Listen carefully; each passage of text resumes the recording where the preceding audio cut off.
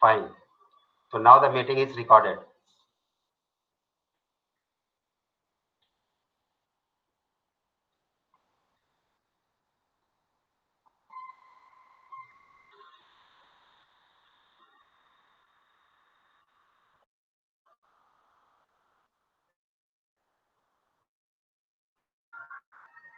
So children, what is there on your screen? Can anyone read? First heading. Rules of filling electrons in atomic orbitals. Fine, excellent. So in the previous class, that is yesterday, we studied Aufbau principle. The word Aufbau is a German word which means building up of. Okay. So when we fill electrons in atomic orbital, we build up the molecule or we build up the atom. Okay. Therefore, this name is given Aufbau. According to this rule, when electrons are to be filled inside an atom, then these electrons are to be filled in different orbitals in increasing order of energy of orbitals, starting from lowest energy orbital to highest energy orbital. मतलब जब हम electrons को orbitals में भरते हैं, सबसे पहले electrons किस में जाएगा? लोएस्ट एनर्जी ऑर्बिटल में जाएगा और उसके बाद हाईएस्ट एनर्जी ऑर्बिटल में जाएगा, gradually one by one, progressively. So the statement of Aufbau's principle is, in the ground state of an atom, the electrons are filled progressively to various orbitals in increasing order of energies, starting from orbital of lowest energy. Here, once again I will explain this picture. First, we write all s orbitals in a vertical column. 1s, 1s के नीचे 2s, then 3s, 4s, 5s, 6s, and 7s. Then in another vertical column, we write 2p, 3p, 4p, 5p, 6p, 7p. Then in third column, we write 3d, 4d, 5d, 6d. And in the next column, we write 4f and 5f. Then we start filling electrons in these orbitals one by one. First, electron goes to 1s orbital. Where two electrons are there in 1s orbital, then the third electron will be filled in 2s orbital, third and fourth. After filling third and fourth electron, we move back to the top and then we'll start filling 2p orbital. First, 6 electrons are filled in 2p orbital, then the next electron goes to 3s orbital. Then we come back. After that, we fill 6 electrons to 3p orbitals and then we go to 4s orbital. After 4s orbital, all 3d orbitals are filled. How many 3d orbitals are there? 5. So 10 electrons in 3d orbitals are filled. After filling 3d orbitals, we move to 4p and then 5s. Then we move up and again we fill 4d orbital, then 5p orbital, then 6s orbital. Similarly, we fill 4f orbital, then 5d, then 6p, then 7s. After 7s, 4f orbital is filled. F subcell have 7 orbitals. So altogether 14 electrons will be filled in 5f orbital. Then we fill 10 electrons in 6d orbital and then we fill 6 electrons in 7p orbital. Thus, with this figure, we can trace out the correct increasing order of energies of atomic orbitals. And this increasing order of energy of atomic orbitals is as follows. सबसे कम energy किसकी है? 1s orbital की. उससे ज्यादा 2s की, 2s से ज्यादा 2p की, 2p से ज्यादा 3s की, 3s से ज्यादा 3p की, लाइक दिस. लेकिन इसमें ध्यान रखना है कि जैसे लिखा है 2p ऑर्बिटल. 2p ऑर्बिटल का मतलब 2p में कितने ऑर्बिटल्स होंगे? 3. और वो तीनों orbital 2px, 2py and 2pz तीनों की एनर्जी सेम होगी. ठीक है. सो p ऑर्बिटल के जो p सबसेल के जो 3 ऑर्बिटल्स हैं, तीनों ऑर्बिटल्स की एनर्जी क्या होगी? सेम होगी. सिमिलरली 3p में अगर आप जाएंगे तो 3p के सेल के 3 ऑर्बिटल्स होंगे, 3px, 3py, 3pz. Energy same होगी. इससे पहले इलेक्ट्रॉन इनमें भरेंगे, उसके बाद ही इलेक्ट्रॉन 4s में जाएगा। ठीक है, फिर उसके बाद 3d में जाएगा। तो 3d में कैसे जाएगा? 3d के 5 ऑर्बिटल्स हैं, 3d सबसेल के 5 ऑर्बिटल्स हैं। कौन कौन से? 3d xy, 3d xz, 3d yz, 3d x square minus y square and 3d z square. ये पांचों ऑर्बिटल्स की एनर्जी क्या होगी? सेम होगी। ठीक है, इसलिए टोटल पहले 3d में कितने इलेक्ट्रॉन्स भरे जा सकेंगे? Maximum 5 into 2 10। 10 इलेक्ट्रॉन भरने के बाद ही नेक्स्ट इलेक्ट्रॉन जाएगा किसमें? 4p ऑर्बिटल्स में। 4p के बाद 5s में, 5s के बाद 4d में, 4d के बाद 5p में। In this way we get the increasing order of energy of atomic orbitals. So next rule is Pauli's exclusion principle. Second rule for filling electrons in atomic orbitals is Pauli's exclusion principle. This principle states that no two electrons in an atom can have same values for all four quantum numbers, or no two electrons in an atom can have same set of all four quantum numbers. इसका मतलब किसी भी atom में कोई भी दो electron ऐसे नहीं हो सकते जिसके लिए चारों क्वांटम नंबर की वैल्यू सेम हो सकता है मैक्सिमम तीन क्वांटम नंबर सेम हो। जैसे मान लीजिए कोई इलेक्ट्रॉन 2p x ऑर्बिटल में है, सपोज अगर 2px ऑर्बिटल में है तो प्रिंसिपल क्वांटम नंबर की वैल्यू क्या हो गई? 2। मैग्नेटिक क्वांटम नंबर की वैल्यू क्या हो गई? 0। ठीक है, तो सॉरी 0 नहीं, -1, 0 एंड +1। तो -1 भी हो सकती है, 0 भी हो सकती है, +1 भी हो सकती है। तो यहां तक दो इलेक्ट्रॉन्स के तीन क्वांटम नंबर की वैल्यू मैक्सिमम सेम हो सकती है, but fourth quantum number, that is spin quantum number, will be necessarily different for two electrons if they have three quantum numbers having same values. तो इसीलिए principal Pauli's exclusion principle क्या कहता है कि किसी भी एटम में कोई भी दो इलेक्ट्रॉन्स के लिए चारों क्वांटम नंबर की वैल्यू सेम नहीं हो सकती। No two electrons in an atom can have same values for all four quantum numbers. There are two rules that Pauli's exclusion principle follows. कौन कौन सा? Two electrons can occupy the same orbital. ठीक है, दूसरा rule क्या है Pauli's exclusion principle का? कि an orbital can accommodate maximum of two electrons, one with clockwise spin and another with anti-clockwise spin. ठीक है, किसी भी ऑर्बिटल में मैक्सिमम दो ही इलेक्ट्रॉन हो सकते हैं। अब वो दो कब होंगे? जब एक क्लॉकवाइज घूमने वाला हो, दूसरा एंटी क्लॉकवाइज हो। दोनों क्लॉकवाइज वाले इलेक्ट्रॉन्स एक ऑर्बिटल में नहीं हो सकते। दो एंटी क्लॉकवाइज स्पिन वाले इलेक्ट्रॉन्स एक ऑर्बिटल में नहीं हो सकते। दोनों का स्पिनिंग डिफरेंट होना चाहिए, मतलब at least spin quantum number would be different. ठीक है, सो फर्स्ट रूल क्या है पॉलीज एक्सक्लूसिव प्रिंसिपल का? No two electrons in an atom can have same values for all four quantum numbers. Second, point क्या है इसका? Only two electrons can occupy the same orbital. Then उसी का extension है, the two electrons that are present in the same orbital must have opposite spins, or that it should be in other words we can say it should be anti-parallel. Anti-parallel का मतलब एक downward direction की है तो दूसरा upward direction की ओर होना चाहिए। एक क्लॉकवाइज है तो दूसरा एंटी क्लॉकवाइज। एक बार फिर से बता, प्रिंसिपल के दो वैल्यूज, दो पॉइंट्स। पहला पॉइंट ये कहता है कि no two electrons in an atom can have same set of all four quantum numbers. मतलब कि किसी भी एटम में दो इलेक्ट्रॉन्स के लिए चारों क्वांटम नंबर की वैल्यू सेम नहीं हो सकती। मैक्सिमम तीन क्वांटम नंबर की वैल्यू सेम हो सकती है, that is principal quantum number, azimuthal quantum number and magnetic quantum number, but spin quantum number will be necessarily different.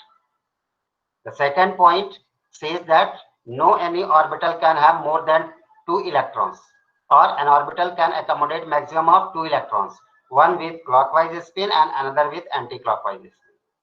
So these two rules are known as Pauli's exclusion principle. Now third and the most very important rule for filling of electrons in atomic orbital is known as Hund's rule. This rule is known as Hund's rule of maximum multiplicity of electrons. According to this rule, the pairing of electron in a subcell, that is orbitals having degenerate energy, can take place only if all the degenerate orbitals are singly filled with electrons. इसका मतलब समझिए, जैसे मान लीजिए आप electron भर रहे हैं किसमें, p सबसेल में, तो p सबसेल में 3 ऑर्बिटल्स होंगे, px, py, pz. सो पहले एक एक इलेक्ट्रॉन तीनों में भरेंगे, px में एक इलेक्ट्रॉन जाएगा, दूसरा इलेक्ट्रॉन py में जाएगा, तीसरा इलेक्ट्रॉन pz में जाएगा. तीनों ऑर्बिटल में एक एक इलेक्ट्रॉन भरने के बाद जो फोर्थ इलेक्ट्रॉन होगा वो वापस px में आएगा, फिर फिफ्थ वाला py में आएगा, सिक्स्थ वाला pz में आएगा. डिजेनरेट का मतलब क्या होता है, हैविंग सेम एनर्जी. सो जैसे हमने बोला 2p ऑर्बिटल, तो 2p ऑर्बिटल के 2p सबसेल के तीनों ऑर्बिटल्स की एनर्जी क्या होगी, डिजेनरेट मींस सेम होगी. और जब सेम एनर्जी वाले ऑर्बिटल्स हैं तो उनमें सब में पहले एक एक इलेक्ट्रॉन भरे जाएंगे, उसके बाद उन इलेक्ट्रॉन्स की पेयरिंग करेंगे. ठीक है, this is Hund's rule. Similarly अगर हम 3D सबसेल ले लें तो 3D सबसेल में कितने ऑर्बिटल्स होंगे, 5. 3D XY, 3D YZ, 3D XY, XZ, YZ, X square, Y square and DZ square. So total 5 orbitals are there. अब सभी 3D ऑर्बिटल्स की एनर्जी सेम होगी. क्यों सेम होगी, क्योंकि उनके लिए n+l की वैल्यू सेम होगी. प्रिंसिपल क्वांटम नंबर और एजीमुथल क्वांटम नंबर सेम है, इसलिए एनर्जी विल बी सेम. पांचों ऑर्बिटल्स की एनर्जी सेम होगी. तो आप ऐसा नहीं कर सकते कि पहले वाले ऑर्बिटल में आप 2 इलेक्ट्रॉन डाल दें, फिर एक डाल दें, बाकी के लिए इलेक्ट्रॉन बचे ही ना. ऐसा नहीं हो सकता according to Hund's rule. Hund's rule क्या कहता है, पहले पांचों ऑर्बिटल में एक इलेक्ट्रॉन भरेंगे, उसके बाद अगर इलेक्ट्रॉन बचेंगे तब पेयरिंग होगी. ठीक है. So according to Hund's rule of maximum multiplicity of electrons in atomic orbitals of degenerate energy, that is orbitals of same subcell, pairing of electrons takes place only if all the degenerate orbitals are singly filled with electrons. According to Hund's rule, before the double occupation of any orbital, double occupation मतलब 2 electron भरे जाना, before the double occupation of any orbital, every orbital in the subcell is singly occupied. पहले एक एक electron भरे ही जाएंगे, उसके बाद ही डबल ऑक्यूपेशन होगा. For the maximisation of total spin, all electrons in single occupancy orbitals have same spin. अब ये क्या कहता है कि स्पिन की वैल्यू ज्यादा हो, मैक्सिमम स्पिन हो, इसलिए अगर मान लीजिए 5 ऑर्बिटल है, पांचों में एक एक इलेक्ट्रॉन भरे हैं, सिंगली ऑक्यूपाइड है, तो उस केस में सभी की स्पिन सेम होनी चाहिए. एक इलेक्ट्रॉन में मान लीजिए आप 5 d ऑर्बिटल है, पांचों में एक इलेक्ट्रॉन भरे हैं, पांचों इलेक्ट्रॉन की स्पिन सेम होनी चाहिए. फिर अपोजिट स्पिन वाला जो इलेक्ट्रॉन आएगा वो फिर पेयरिंग करने के काम आएगा. ठीक है. अब इनको हम एग्जांपल से समझने की कोशिश करते हैं. सो ये वाला देखिए, जैसे यहाँ पे पिक्चर में आप देखिए हाफ फील्ड लिखा हुआ है, जो इसमें एक एक इलेक्ट्रॉन भरे हैं p में, 1 इलेक्ट्रॉन 1 इलेक्ट्रॉन 1 इलेक्ट्रॉन, और ये हाफ हेडेड एरो है, मतलब ये एक स्पिन को रिप्रेजेंट कर रहा है. अगर एक p ऑर्बिटल में अपवर्ड स्पिन है, इसका मतलब मान लीजिए क्लॉकवाइज है, तो तीनों में क्लॉकवाइज इलेक्ट्रॉन ही पहले भरे गए हैं, क्लॉकवाइज. जब पेयरिंग करेंगे तब इनमें एंटी क्लॉकवाइज वाले रोटेशन वाले इलेक्ट्रॉन्स आएंगे. सिमिलरली नीचे देखिए, ये 5 d ऑर्बिटल्स हैं, पहले सब में सेम स्पिन वाले एक एक इलेक्ट्रॉन्स भरे गए हैं, उसके बाद जब पेयरिंग होगी तो अपोजिट स्पिन वाले इलेक्ट्रॉन्स इसमें आएंगे. ठीक है. This is in accordance with Hund's rule of maximum multiplicity. Now there are 2 more important rules, and these are exceptional rules that apply for chromium, copper and some other elements. ठीक है. ये rule क्या कहलाते हैं, half field stability rule and full field stability rule of atomic orbitals. ठीक है. Half when the orbitals of a degenerate energy level are half filled, means singly occupied, then they are more stable as compared to the d orbitals in which there are more than half filled configuration. जैसे ये 5 d orbitals हैं, उन सब में पहले एक एक electron हो, ऐसा एक ये कॉन्फ़िगरेशन हो गया d वाला, जिसमें 5 electrons are singly filled in each orbital. इसके बाद अगर एक और इलेक्ट्रॉन होता तो क्या होता, वो पहले वाले ऑर्बिटल में पेयर अप होता, ठीक है, एंटी क्लॉकवाइज स्पिन से। सो जब एक पेयर अप हो गया, उसकी वजह से जो एटम होगा वो अनस्टेबल होगा, उसकी स्टेबिलिटी कम होगी। हाफ फील्ड जिसमें एक एक इलेक्ट्रॉन्स भरे हैं सभी डिजेनरेट ऑर्बिटल्स में, उसकी स्टेबिलिटी ज्यादा होती है। Similarly when any subcell is less than half filled, then it is less than full filled, then it is less stable. And when it is full filled configuration, all the orbitals are double occupied, then it is most stable electronic configuration. And these two exceptional rules for electronic configuration apply to chromium and copper. We'll discuss later on. So let's see half filled and full filled stability rule. Exactly, half filled and fully filled orbitals have greater stability than other configurations. अगर orbital half फुल्ड है तो वो ज्यादा stable होता है, ठीक है। अगर ऑर्बिटल फुल फिल्ड है तो उससे भी ज्यादा स्टेबल होता है। इन दोनों एक्सट्रीम केसेस के अलावा जितने भी कॉन्फ़िगरेशंस होते हैं वो इन कॉन्फ़िगरेशन से लेस स्टेबल होते हैं। The reason for their stability are symmetry. We know that symmetric configurations are more stable. So if each orbital of a degenerate shell have one electron, then it is symmetrical, and since it has symmetry it will be more stable, ठीक है। Similarly full field के case में क्या होगा, जब दो electron सभी में है, it is also symmetrical. When it is symmetrical, it is also stable. The reason for stability is symmetry and exchange energy. The electrons present in different orbitals of same subcell can exchange their positions more. इसलिए अब जैसे ये 1 electron भरे हैं, ठीक है, अब इनके ऊपर कोई भी अटैक होगा, दूसरे इलेक्ट्रॉन का बाहर से कोई रिपल्शन होगा, तो ये क्या करेंगे, अपनी पोजीशंस एक्सचेंज कर लेते हैं। आगे वाला पीछे चला जाएगा, पीछे वाला आगे चला जाएगा। So in this process of exchanging position energy is released, and whenever energy will be released there will be more stability. इसलिए हाफ फील्ड कॉन्फ़िगरेशन में ज्यादा सिमेट्री होती है, ज्यादा एक्सचेंज ऑफ एनर्जी होती है, इसलिए वो ज्यादा स्टेबल होता है। फुलफिल कॉन्फ़िगरेशन में रिपल्शन बहुत होता है, electrons are paired up in each orbital, repulsion ज्यादा होगा, रिपल्शन ज्यादा होगा तो एनर्जी ज्यादा लिबरेट हो जाएगी, ठीक है। ज्यादा एनर्जी लिबरेट हो गई रिपल्शन से, उसके बाद ही तो इलेक्ट्रॉन अट्रैक्ट होंगे और पेयर अप होंगे। पहले मान लीजिए एक सिंगल वाला है, दूसरा इलेक्ट्रॉन उसमें आएगा, दोनों इलेक्ट्रॉन के बीच में रिपल्शन होगा, उस रिपल्शन से एनर्जी बढ़ेगी, and if that energy is released then they will get pair up, otherwise they will not get pair up, they will get excited. तो पेयर अप हो गए हैं, इसका मतलब क्या है कि उनकी एनर्जी रिलीज हो गई है, एनर्जी रिलीज हो गई इसलिए स्टेबिलिटी बढ़ गई, ठीक है। So half fill configurations are more stable, full fill configurations are more stable than any other electronic configurations. We know that chromium have 24 atomic number, ठीक है। Atomic number of element chromium is 24. So what should be the electronic configuration of chromium? चलो electrons भरना चालू करते हैं।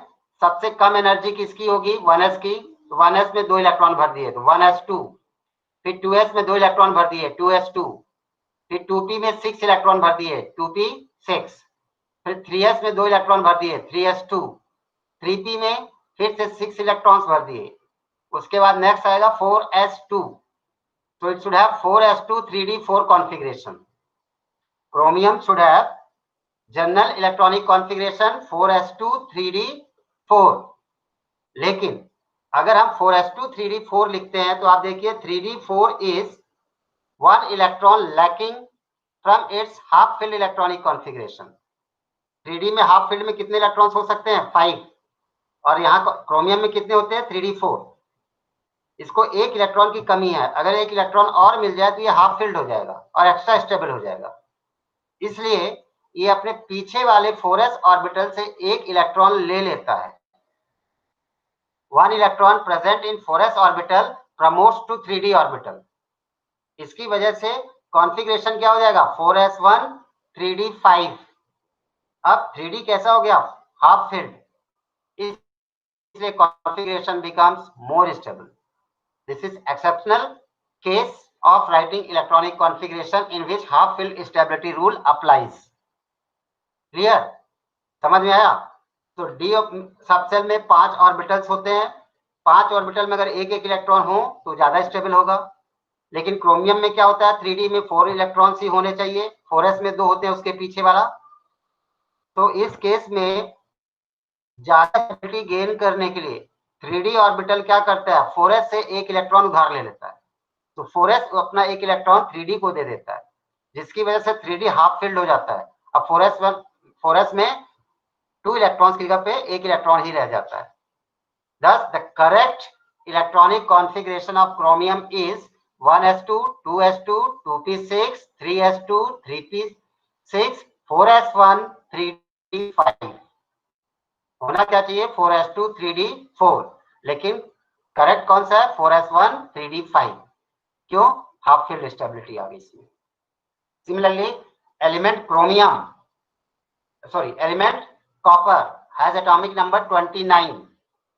ठीक है, अगर आप 29 इलेक्ट्रॉन्स ऑर्बिटल्स के इंक्रीजिंग ऑर्डर में भरेंगे तो कैसे भरेंगे, पहले 1s में 2 इलेक्ट्रॉन्स जाएंगे, 1s ऑर्बिटल में 2 इलेक्ट्रॉन, फिर 2s में 2 इलेक्ट्रॉन, फिर 2p में 6 इलेक्ट्रॉन, 3s में 2 इलेक्ट्रॉन, 3p में 6 इलेक्ट्रॉन, 4s में 2 और 3d में 9। ये होना चाहिए 4s2, 3d 9। ठीक है, अब d में 9 इलेक्ट्रॉन है, अगर उसको एक और इलेक्ट्रॉन मिल जाए तो फुलफिल्ड हो जाएगा, वो 3d10 हो जाएगा, उसकी स्टेबिलिटी बढ़ जाएगी। इसलिए 3d ऑर्बिटल क्या करता है, पीछे वाले 4s ऑर्बिटल से एक इलेक्ट्रॉन उधार ले लेता है।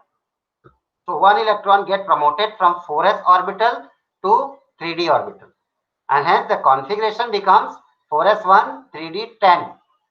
This configuration of copper in which there is 4s1, 3d10 configuration becomes more stable. ठीक है, इसलिए correct electronic configuration of copper would be 1s2, 2s2, 2p6, 3s2, 3p6, 4s1, 3d10, and this is in accordance with fulfilled stability rule. ठीक है, 2 exceptions हैं। अब इन्हीं के multiples में जिनके एटॉमिक नंबर होंगे, जैसे 24 है तो 48 वाला, 29 है तो 58 वाला, ठीक है, उनमें भी यही अप्लाई होगा। जनरली जब आपसे पूछा जाता है सिर्फ क्रोमियम एंड कॉपर का इलेक्ट्रॉनिक कॉन्फ़िगरेशन लिखने के लिए ही पूछा जाता है। आपसे एग्जाम में पूछा जाएगा right the electronic configuration of chromium and copper. क्यों? क्योंकि बाकी सब रूल तो इसमें लगते ही लगते हैं, Aufbau principle, Hund's rule, Pauli's exclusion principle सब लगता है, सिर्फ एक एक्स्ट्रा रूल लग जाता है, half filled stability and full field stability. तो अगर जनरल रूल्स के हिसाब से चलोगे तो गलत हो जाएगा, 4s2, 3d4 आप लिख दोगे या 4s2, 3d9 लिख दोगे, वो गलत होगा। यहाँ पे आपको हाफ फिल्ड स्टेबिलिटी लगाना है क्रोमियम में, कॉपर में लगाना है फुल फिल्ड स्टेबिलिटी, जिसकी वजह से कॉन्फ़िगरेशन हो जाएगा 4s1, 3d5 क्रोमियम का, और कॉपर का हो जाएगा 4s1, 3d10। Understood this concept, this rule, half filled stability and full field stability?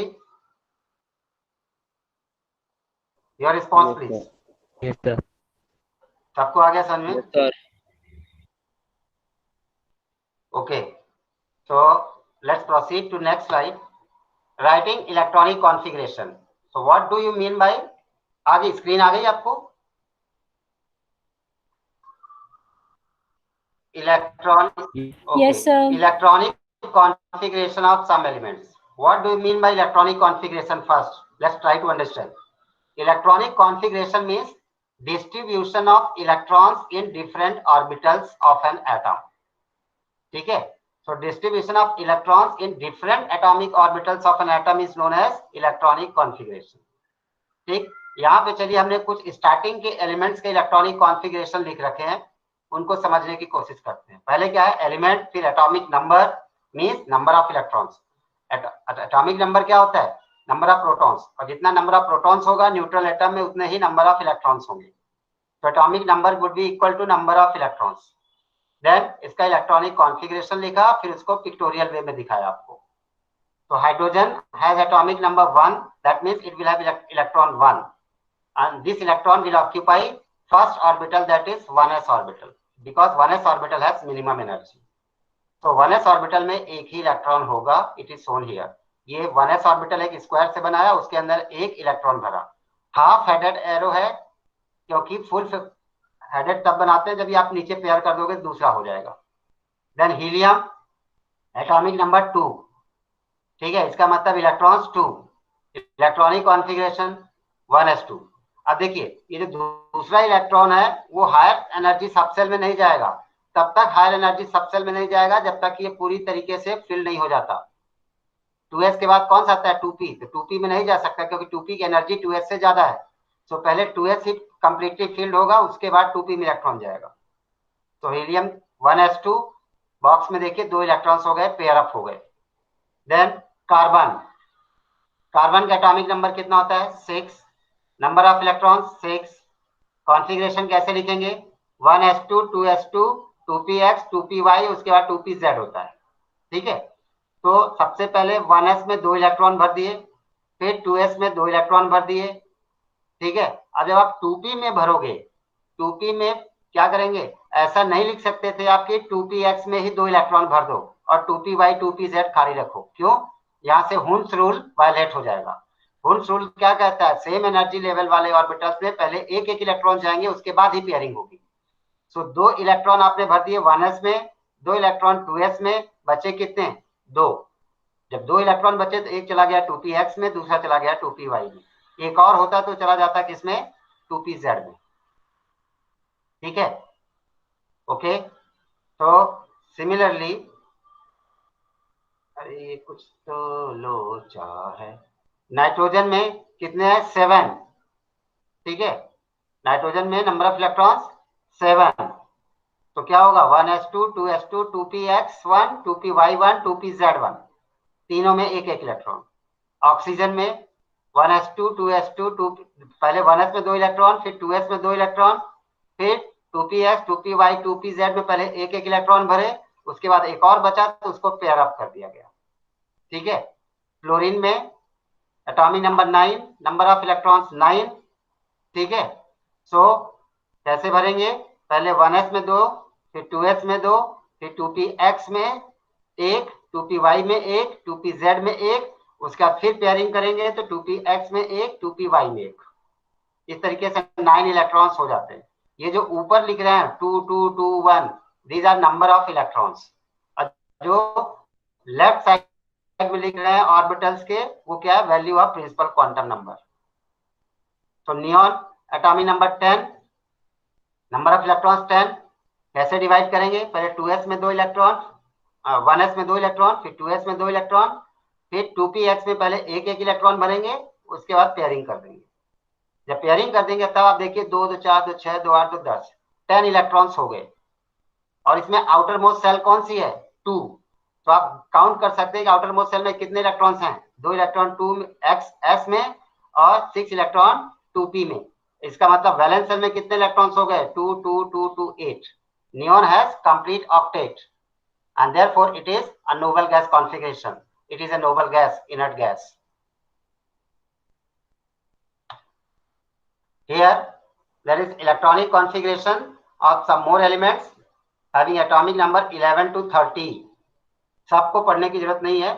अच्छा, आप एक चीज देखिए, अभी आपने नियॉन लिखा था मतलब 10 इलेक्ट्रॉन तक, अब बार बार वो 10 तक 1s2 2s2 2p6 ये ना लिखना पड़े, इसलिए हम क्या करते हैं, जो नियरेस्ट प्रीवियस नोबल गैस होती है उसको स्क्वायर ब्रैकेट में लिख दिया, मतलब वहां तक का इलेक्ट्रॉनिक कॉन्फ़िगरेशन हमने लिख दिया, उसके आगे का फिर लिख देते हैं, नहीं तो बार बार वही लिखना पड़ेगा, ठीक है। 1s2 2s2 2p6 3s2 3p ऐसे लगते।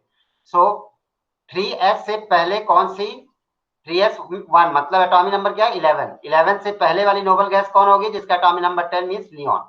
सो नियॉन तक का इलेक्ट्रॉनिक कॉन्फ़िगरेशन रिप्रेजेंट करने के लिए हमने क्या किया, स्क्वायर ब्रैकेट में नियॉन लिख दिया, मतलब नियॉन का लिख दिया इलेक्ट्रॉनिक कॉन्फ़िगरेशन। अब 10 इलेक्ट्रॉन्स भरने के बाद जो 11th इलेक्ट्रॉन है वो कहां जाएगा 3s1 में, 1 electron in 3s1। Then magnesium atomic number 12 Ne3s2, aluminium, अब 2s यहाँ पे 3s कंप्लीटली फिल्ड हो गया, नेक्स्ट इलेक्ट्रॉन कहां जाएगा 3p में, सो 3p1। सिलिकॉन में 3s2 3p2, phosphorus 3s2 3p3, sulphur neon 3s2 3p4, फिर 3s2 3p5, उसके बाद 3s2 3p6। ठीक है, बस इसमें ध्यान ये रखना है कि पहले एक एक इलेक्ट्रॉन भरना है, उसके बाद पेयरिंग करना है। नाउ पोटेशियम में क्या हो गया, फोर्थ सेल आ गई। पोटेशियम से पहले वाली, अब आर्गन देखिए क्या है, आर्गन में 10 इलेक्ट्रॉन्स नियॉन के थे और प्लस 8 इलेक्ट्रॉन्स ये आ गया 3s2 एंड 3p के, मतलब थर्ड सेल के। इसका मतलब एटॉमिक नंबर कितना हो गया, 18 मतलब आर्गन। अब जब आप पोटेशियम लिखोगे तो नियरेस्ट गैस कौन सी हो गई, नोबल गैस, आर्गन। मतलब आर्गन तक का इलेक्ट्रॉनिक कॉन्फ़िगरेशन हमने लिख दिया, 1s2 2s2 2p6 3s2 3p6 3p6 तक लिखा हुआ है। ठीक है, अब नेक्स्ट पोटेशियम का लिखना है तो हम कैसे शॉर्टकट में लिख सकते हैं, AR स्क्वायर ब्रैकेट में 4s1, मतलब आर्गन तक का लिखा है, उसके बाद 4s1 लिख दिया। फिर कैल्शियम 4s2, स्कैंडियम 4s2 भरने के बाद इलेक्ट्रॉन भरा जाता है किसमें, डी में। मैंने आपको इंक्रीजिंग ऑर्डर ऑफ एनर्जी जो बताया था उसमें आपने देखा होगा कि 4s के बाद 3d ऑर्बिटल आता है। ऐसा क्यों, क्योंकि n प्लस एल वैल्यू निकालेंगे, तो 3d के लिए n प्लस एल की वैल्यू कितनी होगी, 3 + 2 5। अब 4s के लिए 4 + 0 कितना, 4। इसलिए पहले इलेक्ट्रॉन 4 में भरा जाता है 4s में, उसके बाद 3d में भरा जाता है। अब चूंकि प्रिंसिपल क्वांटम नंबर के हिसाब से लिखना है, इसलिए हमने क्या किया, पहले 3d पहले लिखा, क्योंकि प्रिंसिपल क्वांटम नंबर 3d में कम है, 4s की ज्यादा है। ठीक है, so we write increasing order of principal quantum number, इसलिए 3d को पहले लिखा, 4s को बाद में लिखा है। अदरवाइज इलेक्ट्रॉन पहले किस में जाएगा, 4s में, उसके बाद 3d में जाएगा। ठीक है, सो स्कैंडियम का कितना हो गया, 4s2 3d1, then titanium 4s2 3d2, 4s2 3d3 4s।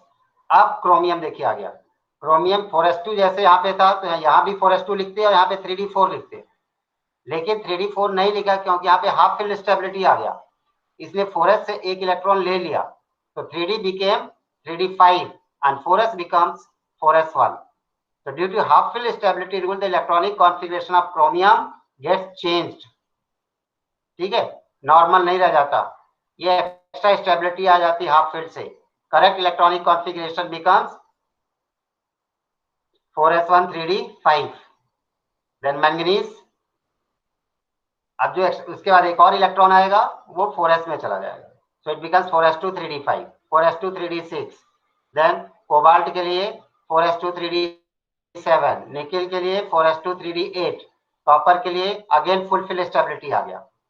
Copper का क्या होना चाहिए, 4s2 3d9, 8 के बाद 9 आना चाहिए ना, सो 4s2 3d9 होना चाहिए, लेकिन 9 में क्या हो रहा है, एक इलेक्ट्रॉन कम पड़ रहा है फुल फिल स्टेबिलिटी के लिए, इसलिए डी ऑर्बिटल क्या करता है, 4s से एक इलेक्ट्रॉन ले लेता है, and the configuration becomes 4s1 3d10, now it becomes stable.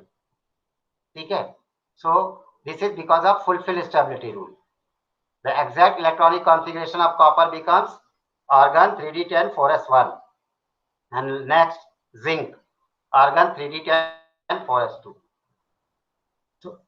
So keeping all these rules in mind, above principle, Hund's rule, Pauli's exclusion principle, and half fill and full fill stability rules, we can write electronic configuration of each and every element till atomic number 118. जबकि जो आप 9th वगैरह में पढ़ते थे, shells वाला 2 8 18 वाला concept से, उससे सभी को भरने में दिक्कत आती थी, लेकिन इस इलेक्ट्रॉनिक कॉन्फ़िगरेशन से किसी का भी आप इलेक्ट्रॉनिक कॉन्फ़िगरेशन आसानी से लिख सकते हैं, provided you follow all these 3 rules: above principle, Pauli's exclusion, Hund's rule, and extra stability rules. Fine. Understood how to write electronic configuration, all of you? Please response. Yes, sir. Yes, sir. Yes, sir. Okay. Wonderful. Great. So your time is over and this chapter is over. Thank you very much. So in this way, this chapter comes to an end. And in the next class, we'll start chemical bonding.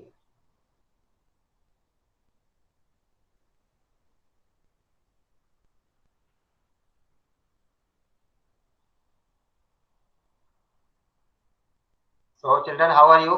You can switch on your mic, camera once again, and then we'll bind up.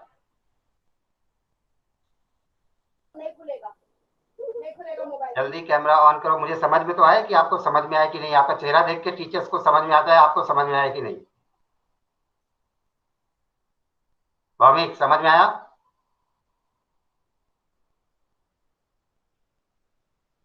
Bhowmik, mic on करने में दिक्कत आ रही है। Bhowmik mute हो बेटा, unmute करो, पहले mic on करो उसका। Yes, okay. खुशी, देवांशी, सौमेंद्र, गर्वित, Yes, sir. Yes, sir. Yes, sir. Ronit समझ में आया? रुमिशा, राजुजा, Yes, sir. Yes, sir. अरमान, अरमान समझ में आ गया? Nishant, Yes, sir. निशांत का नाम चेंज करना पड़ेगा। निशांत को मैं भगोड़ा नाम देने वाला हूँ, क्योंकि अक्सर ये भग जाता है, क्लास से बंक मारता है, कभी आता है कभी नहीं आता है। ऐसा क्यों निशांत? सर ऐसा नहीं है। तो किसी क्लास में रहता है, कभी एब्सेंट रहता है, कभी प्रेजेंट रहता है, तेरा समझ में नहीं आता। और इसमें मालूम क्या बेटा दिक्कत क्या है कि अगर आपने एक क्लास मिस कर दी तो आप किसी भी अपने बच्चों से पूछ लो, एक क्लास आपने मिस कर दिया, सब आगे की क्लास उससे लिंक्ड है। एक क्लास मिस करोगे तो आगे की 2 क्लास समझ में नहीं आएगी। फिर आप बोलोगे सर मुझे समझ में नहीं आया, आपने क्या पढ़ाया सर समझ में नहीं आया। एक बार कैसे समझ में आएगा जब आपने पीछे का उसका लिंक छोड़ रखा है। तो unless you attend all the classes sincerely, it will not be able to understand the chapter as a whole. इसलिए मेरा रिक्वेस्ट है सभी से कि कोई भी क्लास आप मिस ना करें, कतई मिस ना करें। आप सुबह अपनी पूरी तैयारी कर लिया, हाँ कोई टेक्निकल प्रॉब्लम है तो पहले से बता दो कि एक ही माइक है, 4 लोग उसमें से पढ़ने वाले, तो एक दिन मैं अटेंड करता हूँ, एक दिन वो अटेंड करता है, एक दिन कदिर करता है, एक दिन भाई करता है, वो अलग बात है। Otherwise you should never miss the classes, कोई सी भी क्लास हो। अगर आपने साइंस स्ट्रीम ऑप्ट किया है तो physics, chemistry, maths oblique bio जो भी है, ये मेन सब्जेक्ट्स आप कभी भी मिस मत करो। मेन सब्जेक्ट के अलावा जो सब्जेक्ट है वो चल भी जाएंगे, आप लाइफ की अब साइंस बनने वाली है, ठीक है। Main subject don't miss ever. Sai Ram, now you can leave, your time is over. Sir. You have to Thank you, prepare for sir. the next class. Thank you, sir. Sir. Thank you, sir. Sairam, sir. Sai Ram बेटा, Sai Ram. Thank you, sir.